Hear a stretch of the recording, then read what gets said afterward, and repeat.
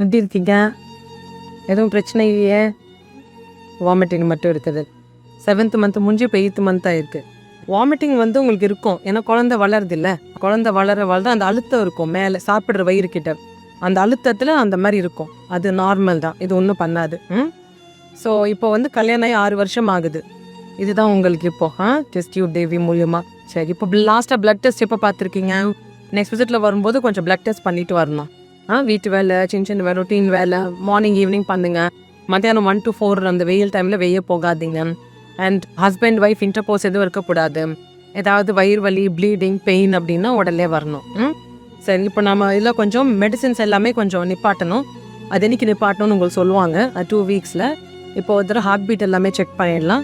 2 weeks கழிச்சு repeat checkup பண்ணணும். இந்த பேஷண்ட் பார்த்துருக்கீங்கல்ல, she is married for 6 years. 6 வருஷமாக வந்துட்டு குழந்தைங்க இல்லாமல் பார்த்துட்டு இருக்காங்க. எல்லா இடத்துலையுமே பார்த்தாச்சு. நிறைய ட்ரீட்மெண்ட்டு, ரொம்ப நாள் மாத்திரை மருந்து. பட் ஃபைனலாக வந்துட்டு அவங்களுக்கு வந்துட்டு சின்ன சின்ன ப்ராப்ளம்ஸ் லைக் இந்த மாதிரி எக்கு வந்து குறைவாக இருக்குது அப்படின்னு யாருமே சொல்லலை.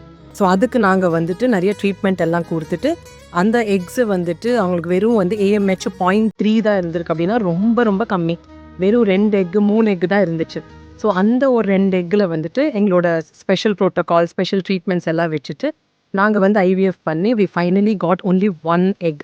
1 எக்கில் வந்துட்டு அது நல்ல குவாலிட்டி இருந்துச்சு. அது வந்து நல்ல ஒரு எம்ப்ரியோ ஆகிட்டு அதுதான் நாங்கள் அவங்களுக்கு போட்டோம். பை காட்ஸ் கிரேஸ் வந்து அது இம்ப்ளான்ட் ஆகிட்டு she is pregnant with single pregnancy and இப்போ வந்து 8th மந்த்தில். தேங்க்யூ.